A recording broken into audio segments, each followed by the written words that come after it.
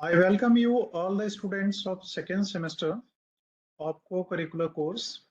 In this session, before starting today's session, I would like to clarify some questions which you are facing. Most of the students complaints about their registration problems during registration on website. That is, nepbc.org.in, nepbc.org.in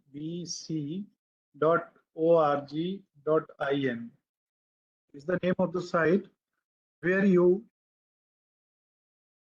register yourself. तो यहाँ पे जो problems आती हैं, कई students की problems हैं, उनमें से कुछ प्रॉब्लम्स हैं जो अभी रजत सर डिस्कस करेंगे और वो आपको उनके सॉल्यूशंस बताएंगे और इन कॉग्निटिव विंडो का हम कैसे उपयोग करके इन प्रॉब्लम्स का सॉल्यूशन ले सकते हैं। Yes Rajat. Thank you sir and good evening to all of you. मैं आप लोगों को जो आप लोग लगातार प्रॉब्लम्स के स्क्रीनशॉट्स ग्रुप्स में शेयर कर रहे हैं, पर्सनली भेज रहे हैं, तो उसमें ज़्यादातर आप लोगों की समस्याएं सर्वर एरर से रिलेटेड हैं, जिसकी वजह छोटी सी एक ये है कि आप लोगों ने जब हमारी वहाँ मीटिंग हुई थी ऑफिशियल सेंट जॉन्स में, तो वहाँ पे हमने आपको वेबसाइट बता दी थी, आप लोगों ने उसी समय ट्राई किया। तो जब भी हम किसी वेबसाइट को अपने मोबाइल में या पीसी में ओपन करते हैं तो होता क्या है कि पूरा डेटा हमारे क्लाइंट में डाउनलोड होता है, और डाउनलोड होने के बाद में जब दोबारा से हम उस साइट को ओपन करते हैं तो कुछ डेटा सर्वर से उठाता है और कुछ डेटा क्लाइंट से उठा लिया जाता है। तो साइट्स में लगातार अभी बीच में चेंजेस हुए, जिसकी वजह से आपको अगर ऐसी कोई प्रॉब्लम आती है तो सबसे पहले आपको अपने ब्राउजिंग की हिस्ट्री को रिमूव करना पड़ेगा। पहला ऑप्शन हो गया कि अगर सर्वर एरर आपके प्रोफाइल को अपडेट करने में आ रहा है तो आप ब्राउजिंग की हिस्ट्री को डिलीट कर दीजिए। जिस समय आपने ये साइट खोली थी उस समय तक कर दीजिए, कोई प्रॉब्लम नहीं है। और अगर आप हिस्ट्री डिलीट नहीं करना चाहते हैं तो क्रोम में एक ऑप्शन होता है इनकॉग्निटो मोड, जिसमें कि वो ब्राउजिंग करते समय कोई भी डेटा क्लाइंट से नहीं उठाता है। इसका की मतलब है कि जो भी साइट ओपन होगी वो पूरी की पूरी सर्वर से ओपन होगी। तो अभी जैसे एक पीछे क्वेश्चन आया था कि सेव ऑल ऑप्शन वर्क नहीं कर रहा है।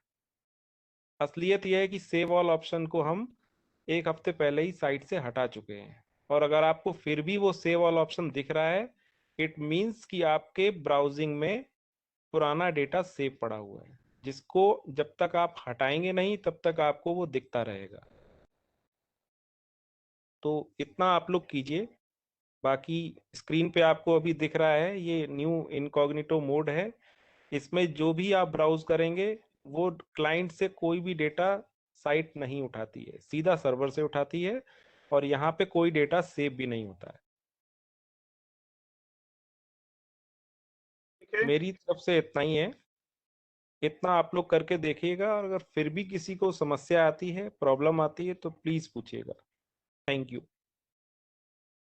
एक क्वेश्चन ऐसा है जी बताएं। सर, सेव ऑल का ऑप्शन नहीं आ रहा है, नेक्स्ट का ऑप्शन आ रहा है, लेकिन वो मान नहीं रहा है। आपने फोटोज जो अपलोड किए हैं उसमें सब में टिक मार्क आ रहा है? बाकी हाँ, मतलब जो अपलोड किया उनमें टिक मार्क आ रहा है, लेकिन नेक्स्ट का ऑप्शन को नहीं मान रहा है वो। देखिए एक चीज समझिए, आप जो प्रोफाइल कंप्लीशन के स्टेप्स हैं वो 3 स्टेप्स हैं, ठीक है? तो तीनों स्टेप्स आपके अगर कंप्लीट है तो अभी आपको नेक्स्ट नहीं करना है। नेक्स्ट में क्या है कि हमने काफ़ी सारी उसमें सर्विसेज को अभी ऑन करना है, जैसे आपके असेसमेंट्स हो गए या आपके मॉक टेस्ट हो गए, तो वो एक्टिव हो जाएंगे, ठीक है? Okay profile sir, part 1, part 2 और पार्ट 3, अगर इन तीनों में किसी को समस्या आ रही है, मैं अपनी तरफ से बता दूं कि जो भी प्रोफाइल आप अपडेट करते हैं, प्रोफाइल 1 तो रजिस्ट्रेशन के टाइम पे ही अपडेट हो जाता है। प्रोफाइल 2 में आपके जैसे मदर्स नेम, आपका पूरा कंप्लीट एड्रेस, ये सब चीज़ें हैं। और प्रोफाइल 3 जो है उसमें आपके डॉक्यूमेंट्स अपलोडिंग का पार्ट है। तो ये आपके डैशबोर्ड पे ही शो करता है। अरे क्वेश्चन है सर। हाँ बताएं, बताइए। सर प्रोफाइल 1 में सर फादर नेम शो नहीं हो रहा है। हाँ, इसका रीजन ये है कि जिस समय आपने रजिस्ट्रेशन किया था उस समय आपका डेटा हमारे प्रोफाइल पास 1 में उपलब्ध नहीं फादर था। नेम शो नहीं हो मैं रहा है। समझ गया आपका सवाल, ठीक है, मैं आपको उत्तर दे रहा हूँ उसका। आप क्या कीजिएगा, रजिस्ट्रेशन नंबर मुझे दे दीजिएगा टेलीग्राम पे या व्हाट्सएप पे, जैसे भी चाहे, या इसी में चैट बॉक्स में डाल दीजिएगा। तो आपका प्रोफाइल आपको दोबारा से क्रिएट करना पड़ेगा, क्योंकि कुछ डेटा कॉलेज से हमको बाद में मिला था। तो आपका जब आपने रजिस्ट्रेशन किया होगा वहां पे name and father name show नहीं हुआ होगा। ओके सर, तो टेलीग्राम पे हाँ, टेलीग्राम पे कर दीजिए, कोई दिक्कत नहीं है। उसमें लिख दीजिएगा कि ये मेरा रजिस्ट्रेशन यस सर। नंबर है, फादर्स नेम शो नहीं हो रहा है, तो वो आपको दोबारा से करना पड़ेगा। This is WhatsApp number and calling number also of Mr. Rajat. If you feel any problem during your any work and technical sessions, you can save this number and directly contact to Mr. Rajat Kumar Misra. Okay. तो profile 3 में जितना भी part है उसमें 5 या 6 part हैं। आप 1 bye 1 उनको अपडेट कीजिए, और अपडेट जैसे ही होता है वहां पे एक राइट मार्क करके आ जाता है। राइट मार्क जैसे ही आपको शो होगा, इट मीन्स कि आपका पार्ट वो कंप्लीट हो गया है। आप एक ही बार केवल वो आपके डॉक्यूमेंट्स जो भी वहां पे मांगे जा रहे हैं वो एक ही बार आप अपडेट कर सकते हैं। मान लीजिए किसी का गलत हो गया है तो आप लोग बताइएगा, वो उसको हम ऑन कर देंगे, कोई दिक्कत नहीं। मेरी तरफ से इतना ही है, इतना आप लोग करके देखिए। अगर फिर भी कोई दिक्कत आती है तो प्लीज बताइएगा। Sir okay sir. Excuse me sir.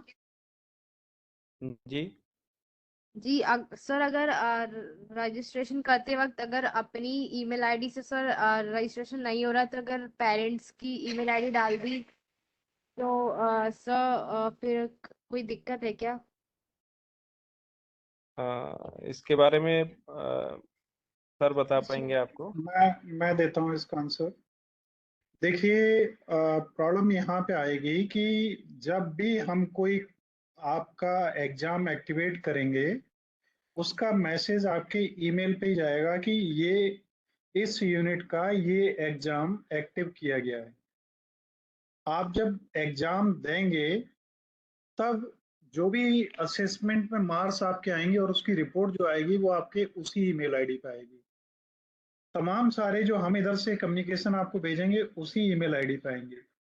इसलिए कोई दिक्कत नहीं है। आप एक अगर कोई आपकी पर्सनल आईडी है तो आप एक नई आईडी और क्रिएट कर लीजिए, ठीक है, और उससे करिए जिसे आप यूज कर सकें।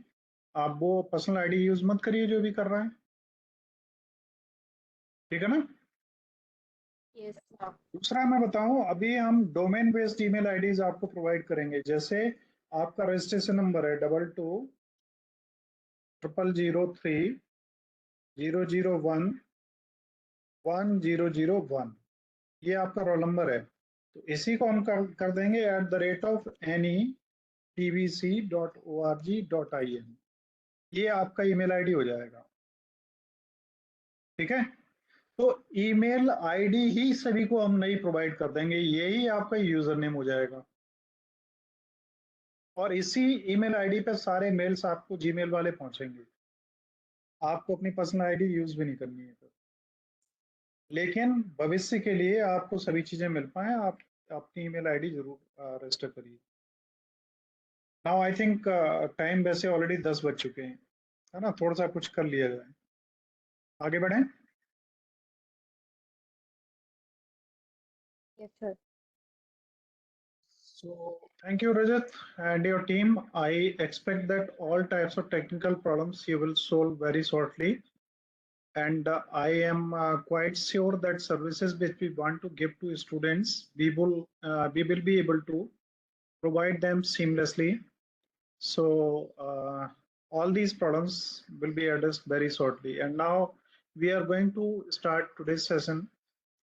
Here आपको एक स्क्रीन मैं शेयर कर रहा हूं,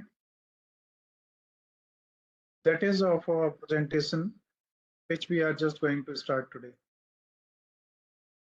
Are you able to see that screen? Visible to all? Yes, sir. So let me refresh you कि आपका जो पेपर है उसका नाम क्या है? First aid and health. Good. और उसका कोड क्या है? Z020201. Very good. और इसमें टोटल यूनिट्स कितने हैं? 4. Very good. फर्स्ट यूनिट का नाम क्या है?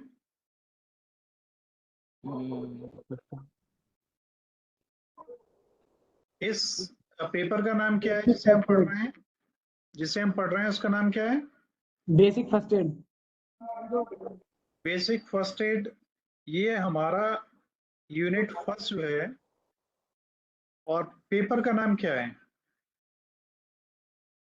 First aid and health. First aid and health. Yes. तो ये रिवीजन सभी के लिए जरूरी है. और आप ध्यान रखिए, मेमोरी मैपिंग टेक्निक होती है जिसमें हम क्या करते हैं कि जो भी कुछ पढ़ते हैं उसको अगर एक बार ही पढ़ के हम छोड़ दें तो वो हमारे दिमाग से गायब होने लगता है. इसलिए हमारे लिए बेस्ट है कि जो कुछ हमने आज पढ़ा है उसको हम क्या करें, नेक्स्ट जो हमारे डेज हैं उनमें हम उन्हें रिपीट कर लें. आप कम से कम 24 घंटे में उसे दोबारा रिपीट करिए, फिर एक बार 48 घंटे में एक बार रिपीट कर लीजिए, उसके बाद 2-3 दिन बाद कर लीजिए, फिर 10-5 दिन बाद कर लीजिए, फिर 15 दिन बाद कर लीजिए. इतने के बाद में आपको दोबारा उसे रिपीट करने की जरूरत नहीं पड़ेगी और वो सब कुछ आपको याद हो जाएगा फिंगर टिप्स पे.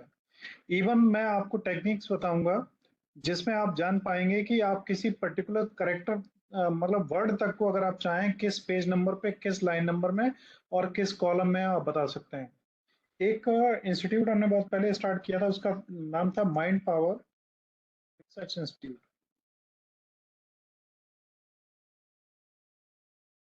चला नहीं ज्यादा है क्योंकि कैंडिडेट उसमें ज्यादा नहीं हुए. उसमें एक इसमें क्या नाम है, गुजरात में, सॉरी जोधपुर राजस्थान में एक डॉक्टर अनिल बफना है.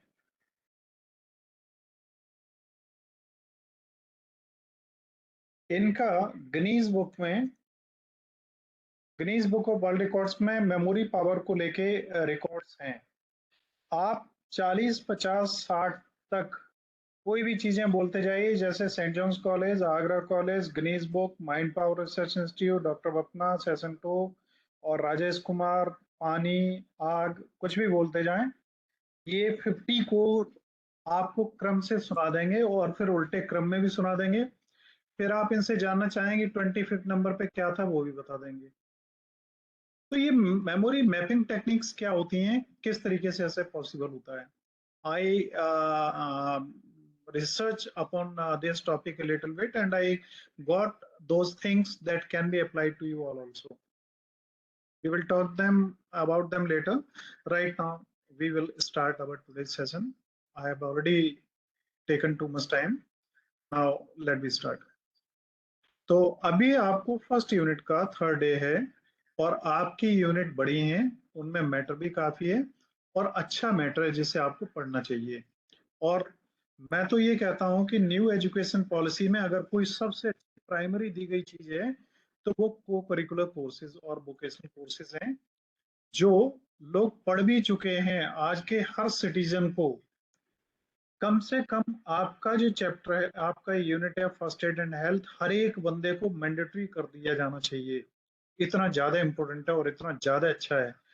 नेशनल एजुकेशन पॉलिसी का ये कंपोनेंट बहुत ही इंपॉर्टेंट है. अब आगे बढ़ते हैं. देखिए यहाँ पे आप देख पा रहे हैं कि यूनिट 1 में हमारे में जो मेन टॉपिक्स हैं वो क्या है? पहला है first aid techniques, next first aid related with respiratory system, हमारा सांस से संबंधित प्रॉब्लम्स, एक्सीडेंट्स या वो इमरजेंसीज जिनमें हमें फर्स्ट एड की जरूरत पड़ेगी तो वो क्या है और कैसे दे सकते हैं। First aid related with heart, blood and circulation, यही बॉडी की सबसे इंपॉर्टेंट चीजें हैं।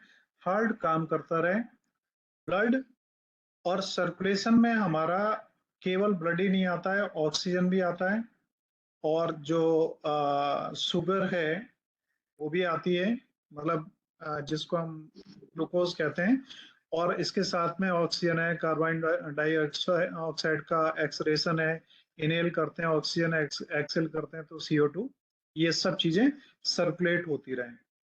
First aid related with bones and injuries, हमें कोई जख्म होते हैं या चोट लगती है, ऐसी स्थिति में फर्स्ट एड कैसे हम देंगे, क्या होना चाहिए। First aid related with bones, joints, muscles and related injuries, ये 3 चीजें, ये चीजें हम पढ़ेंगे, ठीक है। अब यहाँ पे ये कुछ इंपॉर्टेंट पॉइंट्स हैं। Dressing and bandage, fast evacuation techniques. अभी इवैक्यूएशन टेक्निक्स क्या है? इवैक्यूएशन मींस मालूम है किसी को क्या होता है? इस वर्ड का मतलब क्या है, कोई बताएगा? What is meaning of evacuation? Yes, कोई बताना चाहे बताइए। आप माइक्रोफोन अनम्यूट करके बोल सकते हैं जब मैं आपसे पूछता हूँ। देखिए, ऐसा पॉसिबल नहीं है कि इतने सारे कैंडिडेट्स अवेलेबल हैं और किसी को ये पता ना हो, और इंग्लिश मीडियम के आप स्टूडेंट हैं, मैक्सिमम आप में से सेंट जॉन्स कॉलेज के स्टूडेंट हैं। इवैक्यूएट मींस होता है खाली करना, और इवैक्यूएशन होता है प्रोसेस ऑफ विंग इवैक्यूट और विंग एम्प्टी, खाली करना। जैसे कहीं आग लग जाए तो लोगों को आप कैसे वहां से इवैक्यूट करेंगे, कैसे निकालेंगे अपने आप को सुरक्षित रखते हुए। तो फास्ट इवैक्यूएशन टेक्निक्स वो हैं कि किसी भी इमरजेंसी की स्थिति में आप कितनी जल्दी उसको रिकवर करते हैं और कितनी जल्दी आप उसे पेशेंट को रिलीफ पहुंचाते हैं। आप एक स्थान से दूसरे स्थान पर अगर लेके जा रहे हैं तो उसे कैसे लेके जाएंगे, उसे कैसे ट्रांसपोर्ट करेंगे, ये सब चीजें आपकी आ जाएंगी इसमें। अगर आग लगी है तो कैसे करें, क्या करें, ये सब चीजें, है ना। मैं थोड़ा फास्ट चलूंगा। ट्रांसपोर्ट कवर होगा, बेसिक रेस्पिरेशन, सांस कैसे चलती है, 1 मिनट में कितने बार सांस का नॉर्मल साइकिल होता है, और हमें अगर सांस देनी पड़े किसी इमरजेंसी में तो कैसे दें, सांस चल भी रही है या सांस लेने में कठिनाई हो रही है, कोई चोक हो रहा है या कोई दिक्कतें ऐसी आ रही हैं, गले में स्वेलिंग हो रही है, सफोकेशन हो रहा है गैस या अस्थमा की वजह से, तब हम क्या करें। Basic of the heart and blood circulation, heart और ब्लड का सर्कुलेशन कैसे होता है, ब्लड हमारा हार्ट पंप कैसे करता है, हमारी आर्टरीज और वेन्स क्या हैं, और किस तरीके से हमारा ऑरिकल और वेंटिकल्स काम करते हैं, और ऑरियो वेंटिकुलर जो मूवमेंट है वो कैसे होता है, ब्लड हमारा कैसे प्योर होता है, कैसे फिर फिल्टर होता है, कैसे सर्कुलेट होता है। चेस्ट डिस्कम्फर्ट एंड ब्लीडिंग, आमतौर पर हार्ट में जब प्रॉब्लम होती है तो सबसे ज्यादा डिस्कम्फर्ट चेस्ट में होता है, और ब्लीडिंग किसी भी स्थिति में आपको हो सकती है। अगर आपकी ब्लीडिंग अंदर ही होके, जैसे सिर में ही अगर हो जाती है और वो बाहर ब्लड नहीं आ पाता, क्लॉटिंग हो जाती है, तो इसे हेमरेज बोलते हैं।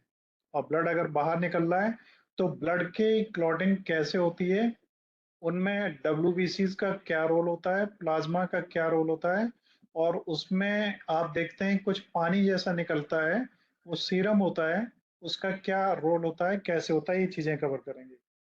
कितने तरीके के जख्म होते हैं, छोटे मोटे कट लगते हैं तो क्या करें, एंड एब्रेशंस अगर ऐसी पोजीशन आती है तो क्या करें, हेड, चेस्ट, एब्डोमिनल इंजरीज हैं तो इन्हें कैसे हैंडल करें, एम्प्यूटेशन Crush injuries, shock.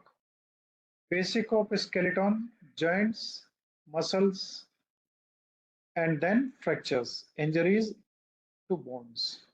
हमारी अगर हड्डी टूट जाए पैर की, हाथ की, रीढ़ की, तो हम क्या करें और उन्हें कैसे मैनेज करें, ये सब चीजें इसमें कवर अप होंगी।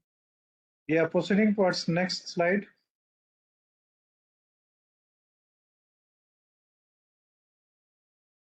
So this is the next slide. How beautiful slides have been designed. You can appreciate them. This all work is being done by Rajat. I am thankful to you, Rajat. You are working hard.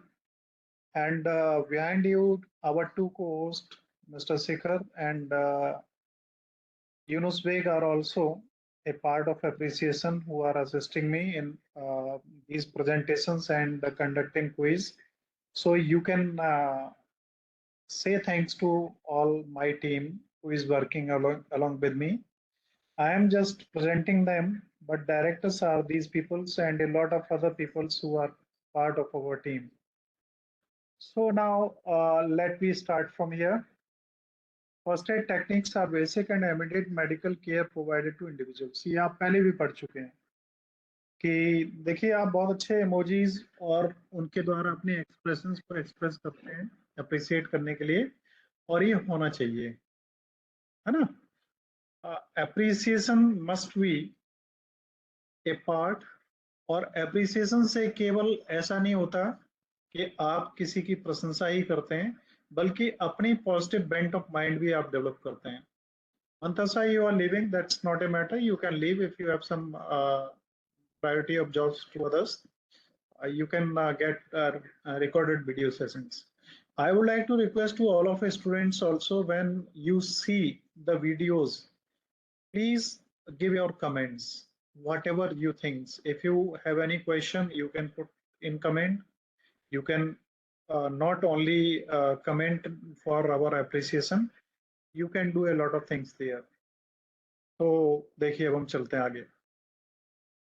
First aid क्या है? First aid एक ऐसी technique है जिसमें हम किसी भी individual को किसी इंजरी या सफरिंग के टाइम पर, कोई भी एक्सीडेंट होता है तो ऐसे मामलों से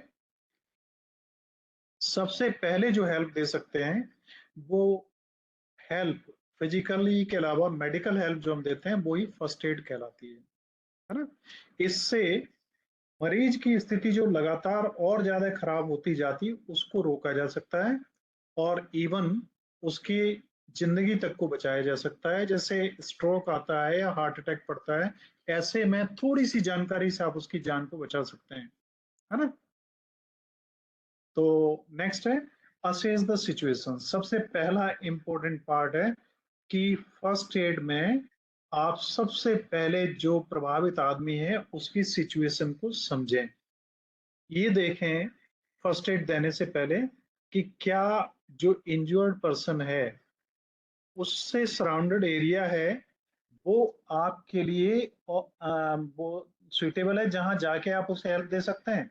जैसे कहीं किसी गैस की वजह से, रिलीज होने की वजह से कुछ लोग बेहोश हो गए, अब आप भी उसमें कूद पड़े तो आप भी बेहोशी हो जाएंगे और आप कुछ नहीं कर पाएंगे। बेटर है आप और लोगों को, मैक्सिमम लोगों को तुरंत इंफॉर्मेशन दें और उस एरिया में एंट्री न करें। इसी तरीके से कई बार क्या होता है, खुली होती है, पुराने कुएं होते हैं, उनमें लोग घुसते हैं सफाई के लिए, गटर में घुसते हैं और वहां गैस रिलीज होती है, लोग बेहोश हो जाते हैं। तो ऊपर वालों की रिस्पॉन्सिबिलिटी है कि वो अंदर न घुसें, उस एरिया को कवर अप करके और रखें जिससे दूसरे लोग न जाएं। Check for responsiveness. आप फर्स्ट एड देने के टाइम पे ये देखें कि जिस बंदे को आप फर्स्ट एड देने जा रहे हैं वो कोई रिस्पॉन्स दे रहा है कि नहीं दे रहा है, बेहोश है, या आप उसे खूब धक्के दें, चिल्लाएं, तेज आवाज में बोलें, उससे कुछ बोलवाने की कोशिश करें, आप कैसे हो, आप ठीक हो, आप बताओ आपकी कैसी तबीयत है, कहीं दर्द तो नहीं हो रहा है, कोई दिक्कत तो नहीं, कोई प्रॉब्लम तो नहीं है। अगर वो कोई रिस्पॉन्स नहीं दे रहा है तो आप कुछ भी नहीं कर सकते।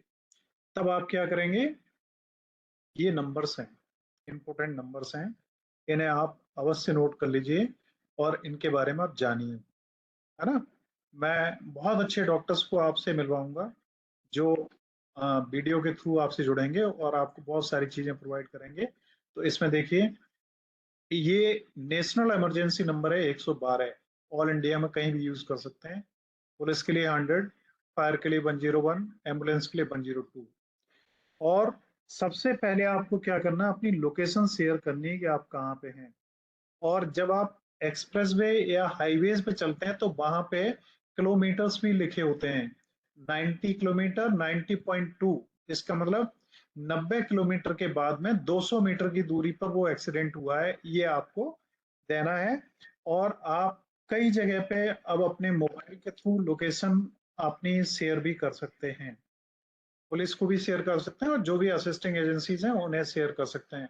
और आपको ये भी पता होना चाहिए एक्सप्रेस वे वगैरह पे जो गाड़ियां होती हैं पेट्रोलिंग करने वाली, उनके नंबर्स क्या होते हैं और उन्हें कैसे एक्सेस करें। वो टोल फ्री नंबर 18 से स्टार्ट होते हैं और वो जगह जगह पर लिखे होते हैं, उन्हें ध्यान रखिए। एक सर्विस और होती है, टॉपिक छाट के भी मैं कई चीजें आपको बताऊंगा, जिसको हम कहते हैं SOS। आपने देखा होगा एक्सप्रेस वे और हाईवेज पे कई जगह पे SOS लिखा होता है, वहां टेलीफोन टाइप का एक सिंबल बना होता है, वहां पे एक सोलर पैनल भी छोटा सा लगा होता है। उस पे अगर आप कभी खड़े होकर देखेंगे तो वहां पे कुछ पॉइंट्स ऐसे होंगे जिन्हें दबा के आप तुरंत हॉटलाइन से इमरजेंसी सर्विस पर जुड़ जाएंगे। तो वहां से आप अपने मैसेज को कन्वे कर सकते हैं। किसी को भी शायद नहीं पता होगा कि SOS की फुल फॉर्म क्या है। किसी को पता हो तो बताइए, मुझे खुशी होगी अगर किसी को पता हो।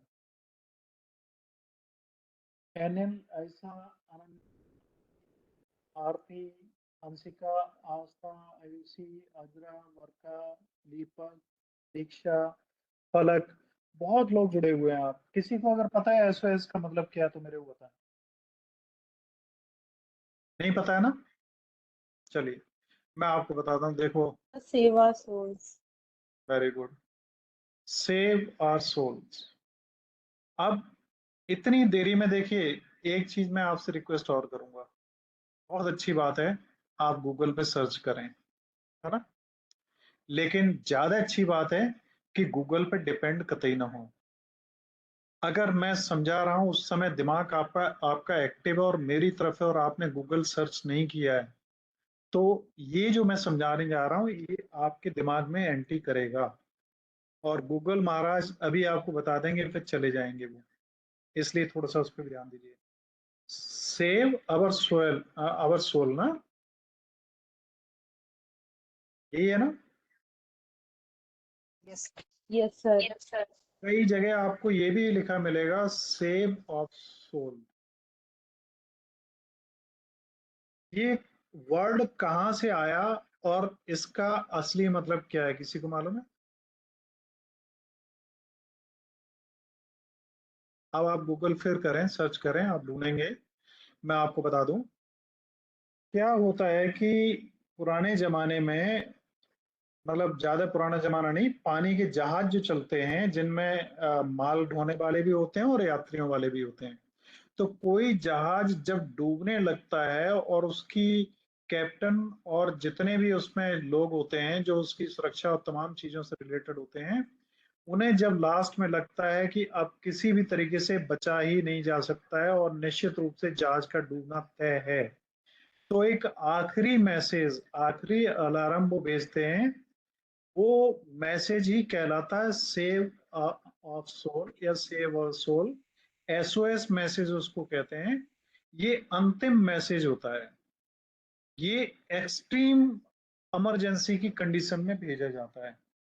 तो ये रिलेटेड है हमारे पुराने टाइम के उस सिस्टम से, जब ये मोबाइल्स नहीं थे, कम्युनिकेशन चैनल्स इतने नहीं थे, और हमारे जो टावर्स हैं, वास्ट टावर्स जिनके थ्रू इनकी निगरानी होती थी, उन्हें भेजे जाते थे और किसी विशेष तरीके से, लाइट्स के तरीके से या किसी और तरीके से भेजे जाते थे। ठीक है, आगे बढ़े।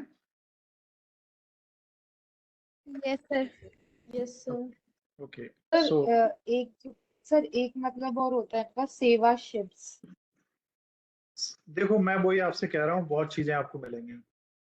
सेव आवर सिप भी मिलेगा, सेव आवर सोइल भी मिलेगा, सेव आवर ऑफ सोल भी मिलेगा, सब मिलेगा।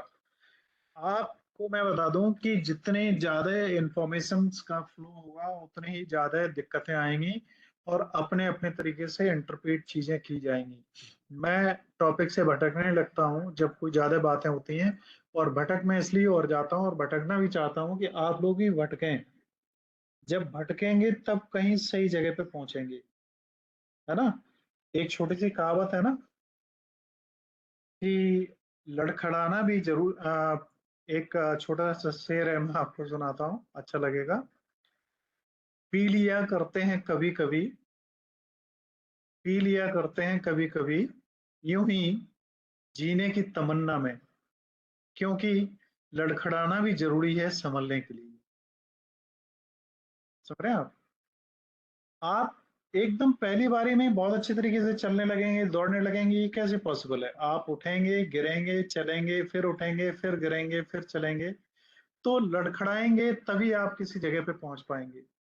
तो लड़खड़ाइए, बहुत अच्छा है। बच्चा अगर पहली बार जब चलता है और गिरता है तो लोगों को बड़ी खुशी होती है कि उसने इतनी कोशिश करी। और यहीं पे बड़ा बच्चा अगर गिरता है तो लोग कहते हैं बेवकूफ है, पागल है क्या, दिखाई नहीं देता है। छोटे बच्चों को अप्रिशिएट करते हैं। आप लर्निंग स्टेट में अभी छोटी स्टेज में हैं, बहुत अच्छी बात है। आप गिरिए, खूब गलतियां करिए, खूब गलत आंसर दीजिए, कोई दिक्कत नहीं है। You are doing well, you are part of appreciation. अब मैं यहाँ पे आपसे एक चीज कहना चाहूंगा। देखिए, एक शब्द है, टॉपिक से हटके, और टाइम ज्यादा हो रहा है, 7 मिनट तक हम जितना कवर कर पाएंगे उतना करेंगे, फिर छोड़ देंगे। एक शब्द है जिसको हम कहते हैं अकलमंद। कहते हैं ना वो लड़का बहुत अकलमंद है, हमारे क्लास में वो लड़की बहुत अकलमंद है। इसका अकलमंद का मतलब क्या होता है?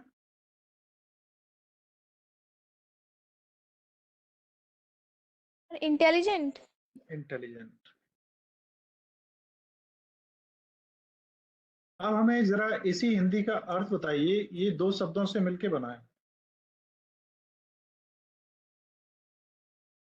इसका अर्थ क्या हुआ?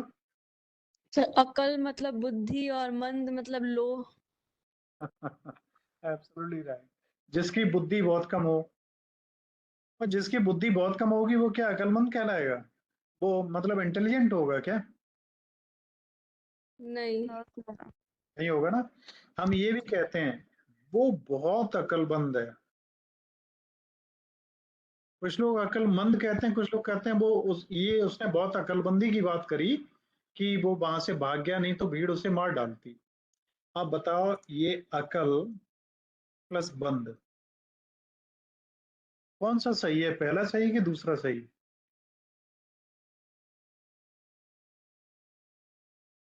सर पहला मे बी आई थिंक।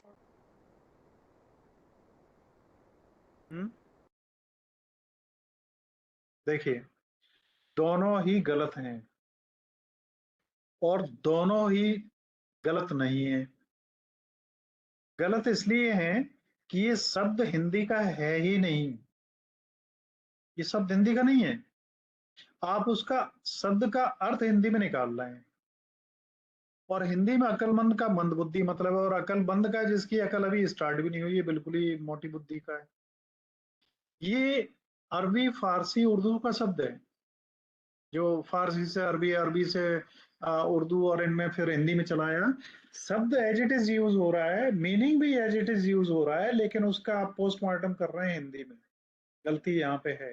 तो अकलमंद का मतलब ही इंटेलिजेंट है, लेकिन ये हिंदी का शब्द नहीं है। हिंदी के तरीके से अगर आप उसका ऑपरेशन करेंगे तो गलत होगा।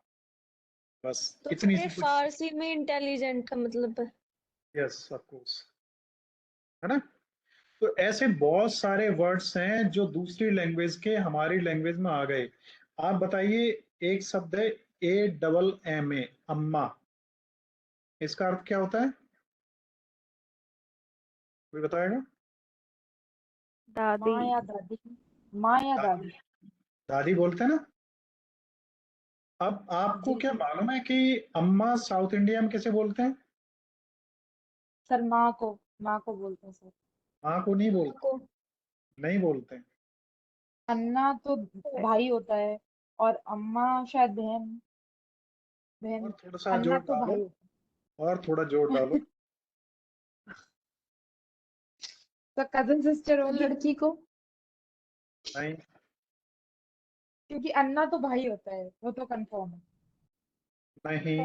ये पिक्चर्स में तो मॉम ही दिखाते हैं। अरे पिक्चर में मॉम दिखाते हैं तो पिक्चर हिंदी की होती है वो, और मॉम भी नहीं दिखाते हैं। मॉम तो मतलब मदर होती है, माँ होती है। आइए, अम्मा जो है वो दादी होती है, दादी होती है ना। सर जो अम्मा होता है वो साउथ में बोलते हैं माँ को। साउथ में माँ को नहीं बोलते, साउथ में पत्नी को अम्मा बोलते हैं, मालूम है। और हमारे नहीं। नॉर्थ में अम्मा बोलते हैं दादी को, ग्रैंड मदर को।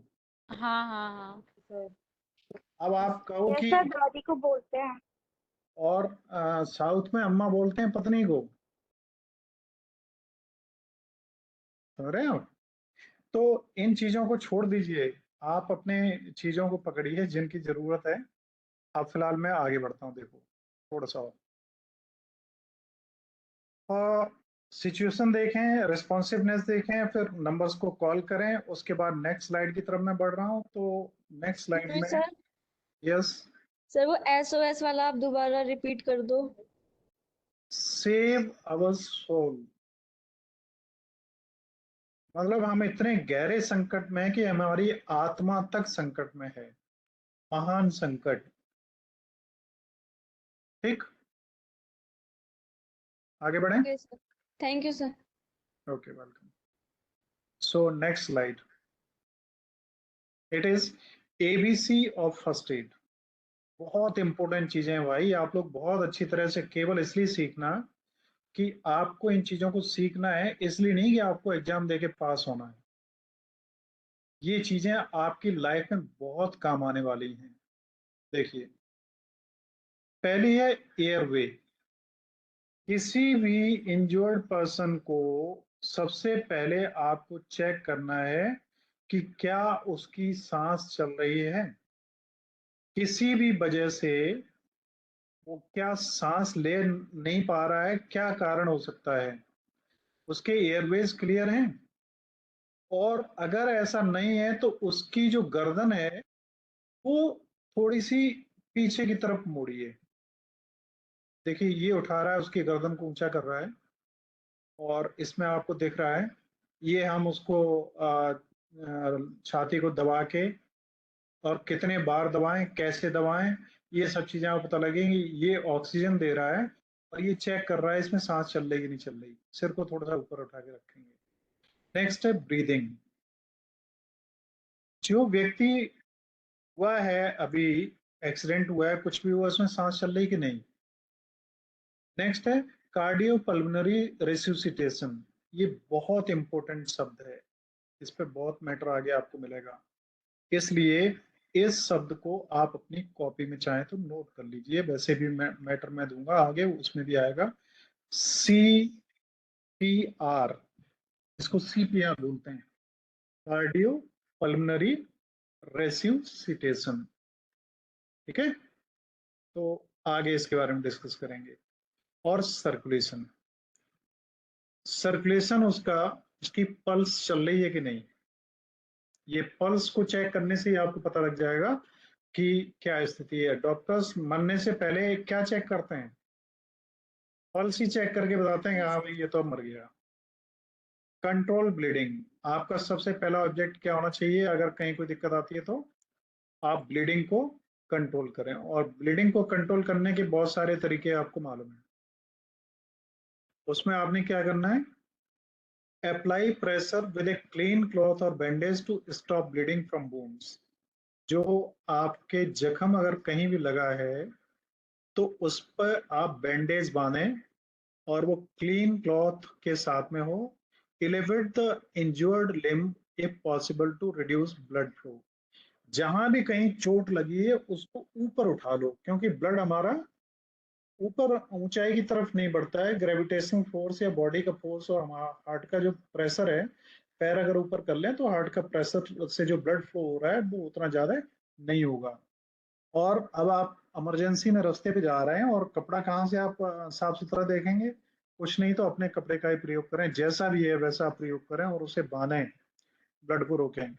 इमोबिलाइज इंजरीज, इसके बाद में अगर किसी भी तरीके के फ्रैक्चर्स हैं, जैसे ये है स्पाइनल इंजरी, उसकी रीढ़ की हड्डी टूट गई, या और ऐसे कोई बड़ी चीजें हुई, तो ऐसी स्थिति में आप उसे उठाने की कोशिश न करें और उससे उसकी स्थिति और गंभीर हो जाएगी।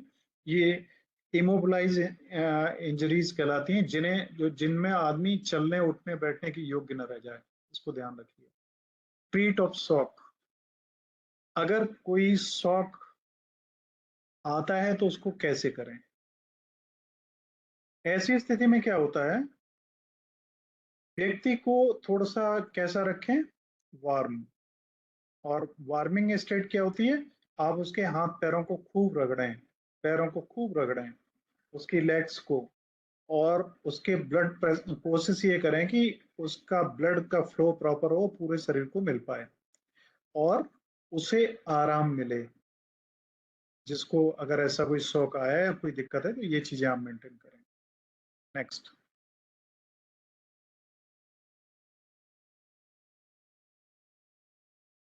देखिए अब फर्स्ट एड टेक्निक्स क्या क्या हैं। एक तो वन है, अगर कोई जल गया है तो उसमें आप क्या करेंगे, ठंडा पानी डालिए जो प्रभावित एरिया है, और स्टीराइल ड्रेसिंग का यूज करिए। Don't use water for severe Burns, अगर बहुत ज्यादा जल चुका है तो पानी का प्रयोग मत करिए, मेडिकल हेल्प की यहाँ जरूरत है। अगर उबलता हुआ पानी आपके ऊपर हो गया और इस तरीके से आप जल गए हैं, तो इस जलन को आप पानी डालिए खूब, इस पर इवन आइस तक आप रख सकते हैं माइनर बर्न्स की पोजीशन में। और पानी जितना आप डालेंगे, जितना ठंडा करेंगे, उतने में फफोले पड़ेंगे, उनमें पस पड़ेगा। फफोले और पस पड़ना अच्छा है, इसका मतलब है कि इंजरीज ज्यादा गहरी नहीं है और वो जल्दी सस्टेन हो जाएंगी, जल्दी ठीक हो जाएंगी। नेक्स्ट है चोकिंग। चोकिंग में इसको एब्डोमिनल थ्रस्ट, परफॉर्म हेमिक manoeuvre if someone is choking and unable to breathe. ये हेमिक मैन्यूवर क्या है, ये एब्डोमिनल थ्रस्ट जो पिछले उसमें दिखाया गया था कि आप उसकी छाती को वो करें, मतलब दबाएं, किस तरीके से दबाएंगे, अगर कोई सांस नहीं ले पा रहा है कितने बार दबाना है, क्या करना, आगे आएगा। एलर्जिक रिएक्शंस, कुछ लोग हैं उन्हें कुछ चीज़ों से एलर्जी होती है, और जैसे कुछ हैं अगर आप स्प्रे कर दें तो उन्हें एलर्जी हो जाएगी, कुछ को मच्छर वाली जो दवाई है उनसे भी एलर्जी होती है, कुछ को परफ्यूम से एलर्जी होती है, तो उन्हें उन चीज़ों से बचाएं। पॉइजनिंग, अगर किसी ने जहर खा लिया, गलती से खा लिया या जान के खा लिया, तो सबसे पहली तरीका उसके लिए है आप उसे वॉमिटिंग करवाएं। और वॉमिटिंग के लिए क्या करते हैं, नमक वगैरह मिला के पानी में और काफ़ी सारी ऐसी चीज़ें करके दी जाती हैं, और मैक्सिमम पानी पिलाया जाता है और उसको उल्टियाँ करवाई जाती हैं। आई इंजरीज हैं तो पानी से साफ पानी से लगभग 15 मिनट तक आंखों को अच्छी तरह धोएं, जब तक कोई वो फॉरेन मेटेरियल निकल नहीं जाता। और किसी भी स्थिति में आंखों को रगड़े नहीं, क्योंकि फॉरेन मेटेरियल अगर आपकी आंख में है तो वो आंख में रैसेस पैदा कर देगा और परेशानी बढ़ जाएगी। ये है सीपीआर, कार्डियोपल्मोनरी रिसुसिटेशन। अगर कोई व्यक्ति सांस नहीं ले पा रहा है और उसमें पल्स नहीं आ रही है तो सीपीआर की उसे जरूरत है। सीपीआर एक ट्रेंड पर्सन ही दे सकता है, हर एक कोई इसे नहीं दे सकता। और आपको मालूम है फर्स्ट एड के कुछ रूल्स हैं, उन्हें आपको फॉलो करना होगा। उन रूल्स को अगर आपने फॉलो नहीं किया, स्पेशली सीपीआर के मामले में, तो आदमी जो बच सकता था वो मर भी सकता है, और ऐसी स्थिति में आप रिस्पॉन्सिबल होंगे, या आपको प्रोसिक्यूट भी किया जा सकता है, आपके खिलाफ केस भी हो सकता है। नेक्स्ट है automated external defibrillator. An AD is available, follows its instructions to deliver an electric shock to the heart in case of cardiac arrest. ये आपका काम नहीं है, ये डॉक्टर्स का ही काम है, एक एक्सपीरियंस्ड मेडिकल प्रैक्टिशनर का काम है। तो आप वही करिए जो आपको पता है। सीपीआर के बारे में आपको डिटेल में बताया जाएगा, जो आपको आना ही चाहिए। नेक्स्ट हमारी स्लाइड बता रही ड्रेसिंग एंड बैंडेज। इस टॉपिक को हम कंप्लीट करके आज का टॉपिक ये इस क्लास खत्म करेंगे। ड्रेसिंग एंड बैंडेज में क्या इम्पोर्टेंट है? ड्रेसिंग एंड बैंडेज का यूज किस लिए किया जाता है? इससे इन्फेक्शन है, ब्लीडिंग है ना हो, और हमारा जो इन्फेक्शन या ब्लीडिंग हुई है या जो इंजरीज हुई हैं वो जल्दी हील हो, इसके लिए ड्रेसिंग्स का प्रयोग किया जाता है। ड्रेसिंग्स का प्रयोग करने के लिए जो हमें जख्म होते हैं, जो चोट होती है, या जहाँ भी कहीं जरूरत होती है, तो सबसे पहले ड्रेसिंग से पहले हमें जरूरत होती है कि हम सबसे पहले एंटीसेप्टिक्स को अप्लाई करें, है ना, और बहुत टाइट न बांधें। इससे क्या होगा, जो सर्कुलेशन है वो रुक जाएगा और वहां पे पेन भी बढ़ जाएगा और स्वेलिंग भी बढ़ने लगेगी। और बैंडेज कैसी होनी चाहिए, ये किस पे डिपेंड करेगा कि आपका जख्म कैसा है या इंजरी कैसी है। कुछ जख्म ऐसे हैं उन्हें खुला रखना जरूरी है, और कुछ जख्म ऐसे हैं जिन्हें बैंडेज करके बंद करना जरूरी है। ये सब चीजें आपको जाननी चाहिए। अब ड्रेसिंग्स ये स्टेरिलाइज्ड होनी चाहिए, क्लीन मटेरियल की बनी हुई होनी चाहिए, और उसके साथ हम प्रोटेक्शन, इसमें डर्ट, बैक्टीरिया या पैथोजेंस ऐसे ना हो। इन्हें हम कैसे सुनिश्चित करेंगे आगे बताया जाएगा। Absorption, they absorb any blood, pus or other fluids that may ooze from the wound. किसी भी जख्म से अगर कोई ब्लड निकलता है या पस निकलता है या किसी भी तरीके का कोई फ्लूइड निकलता है तो उसे वो एब्जॉर्ब कर सके, ऐसी हमारी बैंडेज और ड्रेसिंग्स होनी चाहिए। प्रमोशन ऑफ हीलिंग, ये हमारी हीलिंग की प्रोसेस को प्रमोट करें जिससे हमारा जल्दी ठीक हो और जख्म में आराम मिले। नेक्स्ट है स्टेरॉइड गॉज। तो ये आप जानते हैं कि किसी भी चीज को यूज करने से पहले वो बेहतर तरीके से स्टेरलाइज कर लिया जाए जिससे उसमें कोई बैक्टीरिया या कोई भी वायरस या कोई भी ऐसी चीजें। यस, कोई कुछ कहना चाह रहा है? नेक्स्ट है एडेसिव बैंडेज, बैंडेड। अब बैंडेड कहाँ लगाएंगे? जहाँ छोटी मोटी चीज हुई, जैसे आपका नाखून थोड़ा सा टूट गया या छोटा सा कोई पिन विन चुभ गया या कहीं कुछ ऐसा हो गया जो कहीं टच सरफेस होने पे दिक्कत हमें कर रहा है, तो माइनर कट्स में हमें एडेसिव बैंड्स का यूज करना होगा। नॉन एडेरेंट ड्रेसिंग्स, ये ड्रेसिंग्स वो होती हैं जो चिपकती नहीं है। जैसे कोई जख्म है और उसमें अगर हम चिपकने वाली लगा दें, उसे उखाड़ेंगे तो उसकी ऊपरी लेयर भी उसके साथ में टिश्यूज वगैरह वो भी उखड़ के चले आएंगे, तो ऐसा नहीं होना चाहिए। ट्रांसपेरेंट फिल्म्स ड्रेसिंग, ये छोटे मोटे बोन्स के लिए जरूरी होती हैं जिसमें आर पार उसके जख्म के अंदर का आपको ये दिखाई भी देता रहे कि वो क्योर हो रहा है, कितना हो रहा है और कैसे हो रहा है। हाइड्रोकोलाइड ड्रेसिंग्स, ये एब्जॉर्बेंट होती हैं जो जो हमारे जख्म होते हैं, छोटे मोटे जख्म हैं, उनसे अगर कोई पस या कोई चीज निकल रही है तो उस सबको मैनेज करने में इनका यूज किया जाता है। नेक्स्ट है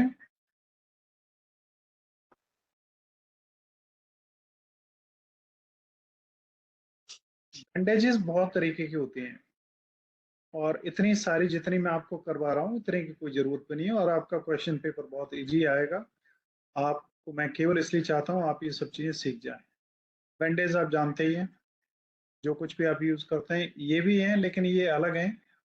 ये जैसे गर्म पट्टी जिसे बोलते हैं, जहाँ भी कहीं अगर दिक्कत है वहां पे यूज होता है। एडिसिव बैंड्स हो गए, इलास्टिक बैंडेजेस हो गए, ट्रायंगुलर हो गए, कन्फॉर्मिंग बैंडेजेस हैं जो स्ट्रेची मटेरियल से बने होते हैं। ये जैसे हम लोग पेट में बांधते हैं ना, एक जिनको बैक में दर्द होता है तो वो बांधते हैं तो वो स्ट्रेच होते रहते हैं, ये फ्लेक्सिबल होते हैं। कंप्रेशन बैंडेजेस, ये कंप्रेस भी हो जाते हैं, ब्लीडिंग को मेंटेन करते हैं और उसे मैनेज भी करते हैं। कोहेसिव, ये भी कुछ इसी एडेसिव तरीके के होते हैं। ये एक दूसरे में चिपक जाते हैं, जैसे ये है ना, इससे चिपक जाता है। या आपने देखा होगा शूज में लेसेस की जगह पे चिपकाने वाले वो होते हैं स्टिकी टाइप के पार्ट्स, वो इसके अंतर्गत आते हैं। ठीक है, तो यहाँ तक। और इसके बाद नेक्स्ट हमारा है fast evacuation techniques, rapid extrication techniques. यहाँ आज हम इस सेशन को खत्म करते हैं। इन टेक्निक्स को हम कल सीखेंगे। अभी अगर कोई आपका क्वेश्चन हो तो आप पूछ लीजिए। और सेशन को sir I have a question sir. Yes please, बताइए।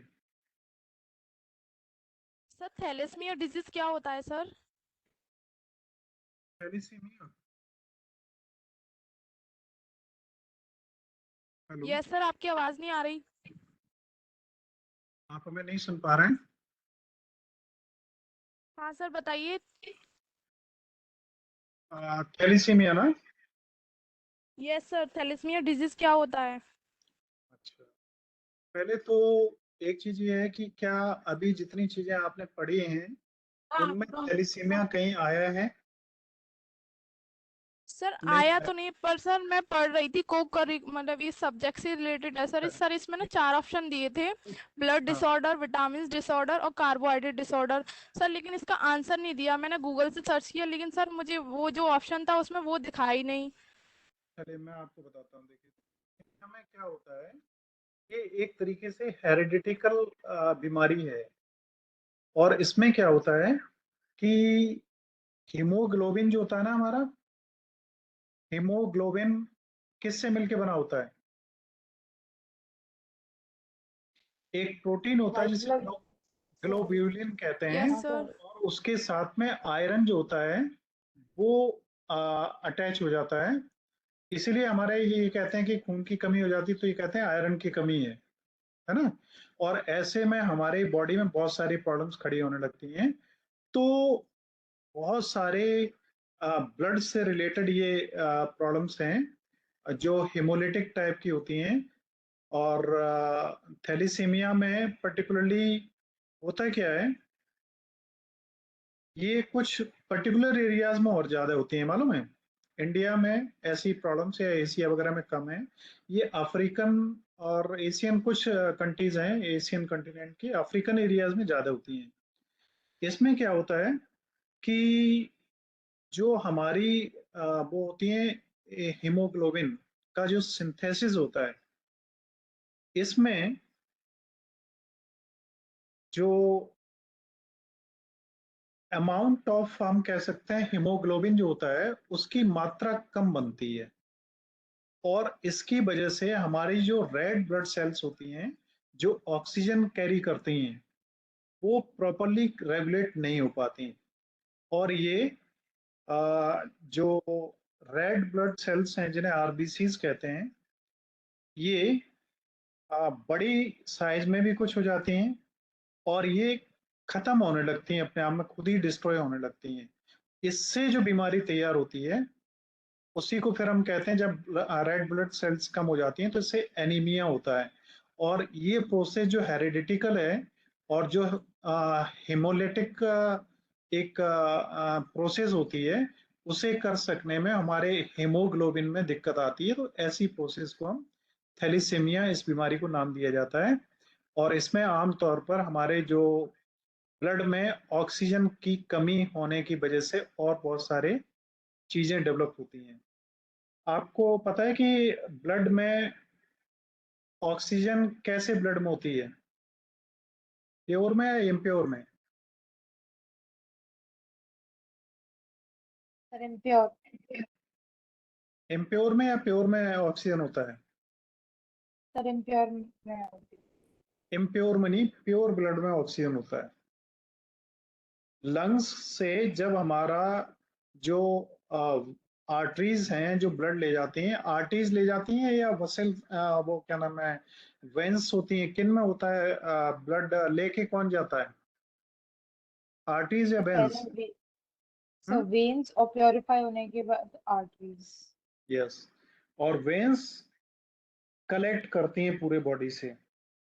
वेंस में जो ब्लड आता है उसमें CO2 होता है और आर्टरीज जो ले जाती हैं उनमें O2 होता है, ऑक्सीजन होता है। तो थैलेसीमिया एक ऐसी बीमारी है और इसके कई तरीके भी होते हैं। उनमें ज़्यादा मेजर जाने की आवश्यकता है नहीं मेरे को लगता है। और भी अगर किसी का कोई क्वेश्चन है तो पूछ लीजिए। Thank you sir, thank you so much. Welcome. और किसी कोई क्वेश्चन?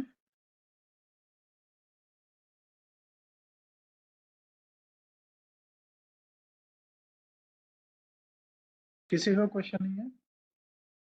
चलिए, सेशन ऑलरेडी टाइम काफ़ी हो रहा है, ऑलमोस्ट 11:15 हो चुके हैं और हम इस सेशन को यहीं ख़त्म करते हैं।